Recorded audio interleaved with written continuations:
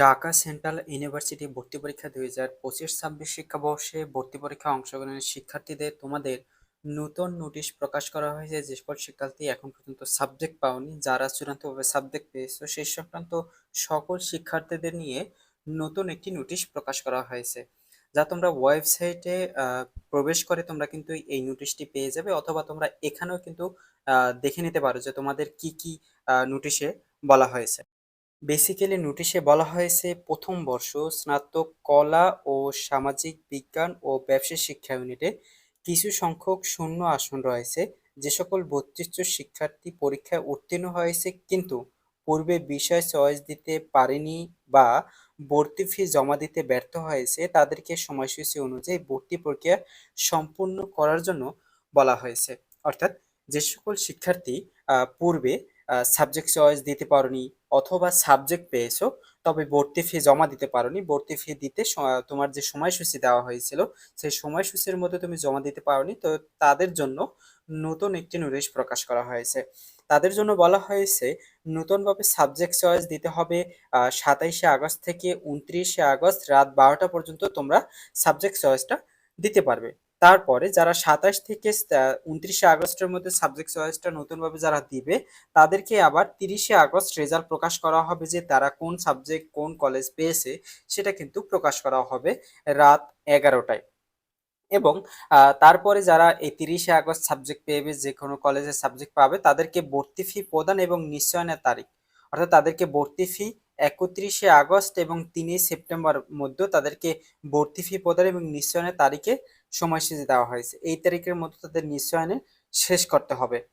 এখন তোমাদের কাছে প্রশ্ন, যারা চূড়ান্ত পর্যায়ে যে কোনো সাবজেক্ট বা কলেজ পেয়েছে তাদেরকে এখন করণীয় কি, বা তাদের ছাড়া যারা সাবজেক্ট পায়নি তাদের বা করণীয় কি? দেখো, তাদেরকে কিন্তু সময়সূচি দেওয়া হয়েছিল 26 থেকে 31শে আগস্টের মধ্যে তাদের ভর্তি কার্যক্রম সম্পন্ন হওয়ার জন্য সময়সূচি দেওয়া হয়েছিল। কিন্তু এদিকে আবার যারা সাবজেক্ট পায়নি, যারা নতুনভাবে সাবজেক্ট পাওয়ার জন্য আবেদন বা সাবজেক্ট চয়েসের সময়সূচি দেওয়া হয়েছে এবং যারা ভর্তি ফি জমা দিতে পারেনি সময়সূচি অনুযায়ী, তাদেরকে কিন্তু এই নোটিশ দেওয়া হয়েছে 31শে আগস্ট থেকে 3ই সেপ্টেম্বর তাদের ভর্তি কার্যক্রম সম্পন্ন করতে বলা হয়েছে। তবে যারা চূড়ান্ত পর্যায়ে সাবজেক্ট পেয়েছে বা কলেজ পেয়েছে তাদের এখন করণীয় কি? দেখো, নিচে আসার পরে দেখতে পারবে 5 নম্বরে যে তোমাদের নির্দেশনা দেওয়া হয়েছে, ভর্তির জন্য চূড়ান্ত নির্বাচিত প্রথম এবং দ্বিতীয় মাইগ্রেশনের নিশ্চয়কৃত ভর্তি ফর্ম পূরণ করে পে স্লিপ সহ নিম্নবর্ণিত কাগজপত্র 27 থেকে 6 সেপ্টেম্বর মধ্যে ছুটির দিন ব্যতীত সংশ্লিষ্ট কলেজে অফিসে কাগজপত্রগুলো জমা দিতে হবে। বেসিক্যালি যে সকল শিক্ষার্থী তোমরা চূড়ান্ত পর্যায়ে যে 25শে আগস্ট রাতে তোমাদের যে চূড়ান্ত পর্যায়ে কলেজ এবং সাবজেক্ট যে প্রোভাইড করা হয়েছে একটা তালিকা প্রকাশ করা হয়েছে, বা যে যার যে ঢাকা সেন্ট্রাল ইউনিভার্সিটি ওয়েবসাইটে লগ ইন করার পরে যে ব্যক্তিগতভাবে তোমাদের কলেজ বা সাবজেক্ট পেয়েছো, যে সকল শিক্ষার্থী চূড়ান্ত পর্যায়ে তোমাদের কিন্তু নূতনভাবে যে তোমাদের ডেট দেওয়া হয়েছিল যে 26 থেকে 31শে আগস্টের মধ্যে তোমাদের ভর্তি কার্যক্রম সম্পন্ন করতে হবে, কিন্তু তোমাদের তা না, তোমাদের কিন্তু এখন ভর্তি কার্যক্রম সময়সূচি বাড়ানো হয়েছে, যা 27আগস্ট থেকে 6ই সেপ্টেম্বর মধ্যে তোমাদের ভর্তি কার্যক্রম সম্পন্ন করতে বলা হয়েছে, যা আগে ছিল 31শে আগস্টের মধ্যে, যা তোমাদের কিন্তু ছুটির দিন ব্যতীত সংশ্লিষ্ট কলেজে তোমাদের যে ডকুমেন্টস এবং তুমি যে ভর্তি ফি জমা দিয়েছো অর্থাৎ পে স্লিপ, ভর্তি ফি জমা দিয়েছো ওই পে স্লিপটি তোমাকে দিতে হবে, এবং তুমি যে ভর্তি ফর্ম পূরণ করেছো অর্থাৎ তুমি যে তোমার স্টুডেন্ট যে ফর্মটি তুমি যে পূরণ করেছো ওয়েবসাইটে লগ ইন করার পরে তোমাকে যে তোমার ব্যক্তিগত যে তোমার ডকুমেন্টস গুলো, তুমি কোথায় থাকো বা তোমার বর্তমান ঠিকানা বা স্থায়ী ঠিকানা বা তোমার সকল ডিটেলস সহ, তারপরে তোমার ভর্তি ফি যে জমা দিয়েছো এই দুইটি তোমাকে নিয়ে যেতে হবে। এই দুইটি সহ আরো যে ডকুমেন্টস গুলো রয়েছে, যেমন তোমার নিচে আসার পরে দেখতে পারবে যে 1 নম্বরে বলা হয়েছে নম্বরপত্র, মূল নম্বরপত্র এবং নম্বরপত্রের সত্যায়িত কপি। মূল নম্বরপত্র ও নম্বরপত্রের সত্যায়িত কপি। বেসিক্যালি এখানে তোমরা অনেকেই জিজ্ঞেস করেছে যে তোমরা সত্যায়িত করার ক্ষেত্রে তোমরা কোন কিসে সাইন করবে। দেখো, তোমাদের যে মূল নম্বরপত্র যেটা রয়েছে অর্থাৎ এসএসসি ও এইচএসসি পরীক্ষার যে মূল নম্বরপত্র রয়েছে সেই নম্বরপত্রটি এবং নম্বরপত্রের যে সত্যায়িত কপি, অর্থাৎ তোমাকে এই মূল নম্বরপত্র তোমাকে সত্যায়িত করতে হবে যে কোনো কলেজ থেকে, শিক্ষকের কাছ থেকে, অথবা নম্বরপত্রে এবং কপি এই দুইটিতেই তোমাকে সাইন করাতে হবে। এই দুইটিতে অর্থাৎ মূল নম্বরপত্র তোমাকে প্রথমে ফটোকপি করতে হবে, ফটোকপি করে মূল নম্বরপত্রে সাইন করবে এবং ফটোকপি যে করেছিলে সেই ফটোকপিতেও তোমাকে সাইন করাতে হবে। তারপরে বলা হয়েছে সংশ্লিষ্ট যে শিক্ষা প্রতিষ্ঠান থেকে যা লাস্ট তোমরা যে উত্তীর্ণ হয়েছে, অর্থাৎ তুমি এইচএসসি পরীক্ষায় যে কলেজ থেকে তুমি সর্বশেষ আহ, পড়াশোনা শেষ করেছো এইচএসসি পরীক্ষা, সেই কলেজ থেকে তোমাকে একটা প্রশংসাপত্র দেওয়া হয়েছে, সেই কলেজের প্রশংসাপত্রটি অবশ্যই তোমাকে নিয়ে যেতে হবে। তারপরে রয়েছে তোমাদের এইচএসসি পরীক্ষার প্রবেশপত্র অর্থাৎ ফটোকপি। এইচএসসি পরীক্ষার যে তোমাদের এডমিট কার্ড রয়েছে, এডমিট কার্ডের ফটোকপি তোমাকে সাথে করে নিয়ে যেতে হবে।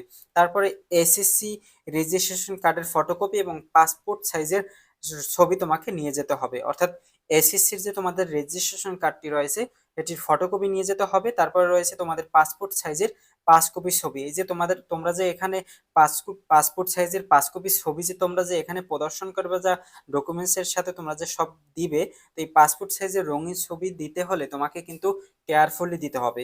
বেসিক্যালি তুমি যে এখানে যে পাসপোর্ট সাইজের ছবিটি দিবে, এই ছবি দিয়েই কিন্তু তোমাকে স্টুডেন্ট আইডি তোমাকে করা হবে। তোমার কাছে কিন্তু স্টুডেন্ট আইডি করার জন্য তোমাকে কিন্তু আলাদাভাবে আর তোমার কাছে আর কোনো ছবি চাইবে না। তো এই ছবি দিয়েই কিন্তু তোমাকে স্টুডেন্ট কার্ড কার্ড করা হবে। অর্থাৎ তোমাকে এখানে কিন্তু তোমাকে সুন্দর পরিপাটি করে তোমাকে কিন্তু ছবিটা তোমাকে দিতে হবে। কারণ তুমি এখন যেভাবেই ছবি দিবে সেভাবেই কিন্তু তোমাকে স্টুডেন্ট আইডিতে তোমাকে আহ করা হবে, প্রেজেন্টেশন করা হবে। তো ওখানে তোমাকে 4 বছর গলায় ঝুলিয়ে ঝুলিয়ে থাকতে হবে। এখন তুমি যদি বলো যে তোমার ছবি এভাবে আসছে কেন, এখন তুমি এখানে যেভাবেই তুমি ছবি দিবে এভাবেই তোমাকে 4 বছর এই ছবি নিয়ে তোমাকে ঘুরেফেরা করতে হবে। এখন আসি, তোমাদের কাছে অনেকের প্রশ্ন যে 6ই সেপ্টেম্বর তো ক্লাস শুরু হওয়ার ডেট দেওয়া হয়েছিল। দেখো, তোমরা যদি ওই নোটিশে যদি তোমরা যে দেখো যে 6ই সেপ্টেম্বর কিন্তু সম্ভাব্য ডেট দেওয়া হয়েছিল, এখানে কিন্তু চূড়ান্ত ডেট দেওয়া হয়নি। ওখানে কিন্তু সম্ভাব্য মানে তারাও কিন্তু নিশ্চিত না যে তোমাদের 6ই সেপ্টেম্বর ক্লাস শুরু হবে। দেখো, তোমাদের এর আগে যত ভিডিও দিয়েছি তোমাদের প্রতিটা ভিডিওতে বলেছি যে কলেজ ভিত্তিক যতক্ষণ পর্যন্ত আসন শূন্য থাকবে ততক্ষণ পর্যন্ত তোমাদের কিন্তু ভর্তি কার্যক্রম চলমান থাকবে। যতক্ষণ পর্যন্ত তোমাদের ভর্তি কার্যক্রম চলমান থাকবে ততক্ষণ পর্যন্ত তোমাদের এই যে নোটিশ দেওয়া হবে, তারপরে তোমাদের আবেদনের জন্য আবার সাবজেক্ট চয়েসের সময়সীমা দেওয়া হবে, এভাবে কিন্তু তোমাদের দেওয়া হবে। তারপরে যদি কলেজ ভিত্তিক শূন্য আসন না থাকে, অর্থাৎ সকল আসন যদি পূরণ হয়ে যায়, তারপরে কিন্তু তোমাদের ক্লাস শুরু হওয়ার চূড়ান্ত একটা নোটিশ দেবে আলাদাভাবে। অর্থাৎ সকল কলেজ থেকে অথবা ঢাকা সেন্ট্রাল ইউনিভার্সিটি থেকে আলাদাভাবে একটা নোটিশ দেওয়া হবে, যা শুধুমাত্র ক্লাস শুরু হওয়ার তারিখের জন্য শুধুমাত্র একটা ডেট দেওয়া হবে। সেখানেই কিন্তু তোমাদের ক্লাস শুরু হওয়ার সর্বশেষ ডেট দেওয়া হবে। তো ওই ডেটেই তোমাদের ক্লাস শুরু হবে। তো এখানে যে তোমাদের 6ই সেপ্টেম্বর যে তোমাদের ক্লাস শুরু হওয়ার ডেট দেওয়া হয়েছিল, এটা হচ্ছে সম্ভাব্য ডেট। এটা নিশ্চিত রেখে তোমরা ক্লাস শুরু হওয়ার জন্য তোমরা প্রস্তুত থেকো না। এখন পর্যন্ত নিশ্চিত না যে তোমাদের কবে ঢাকা সেন্ট্রাল ইউনিভার্সিটির 7টি যে কলেজ রয়েছে, 7টি কলেজের যারা 25-26-এ যে কোনো একটি সাবজেক্ট পেয়েছো বা কলেজ পেয়েছো, তাদের ভর্তি কার্যক্রমে বা ক্লাস শুরু হবে লাস্ট কবে, এটা কিন্তু এখনো পর্যন্ত নিশ্চিত না। তবে এই নোটিশ পাওয়ার জন্য, অর্থাৎ পরবর্তী যে নোটিশগুলো রয়েছে, এই নোটিশ পাওয়ার জন্য ঢাকা সেন্ট্রাল ইউনিভার্সিটি ওয়েবসাইটে তোমরা ভিজিট করতে পারো, অথবা এই চ্যানেলের সাথেই থাকতে পারো, চ্যানেলটি সাবস্ক্রাইব করতে পারো এবং ফেসবুক পেজটি ফলো করে সাথেই থাকবে।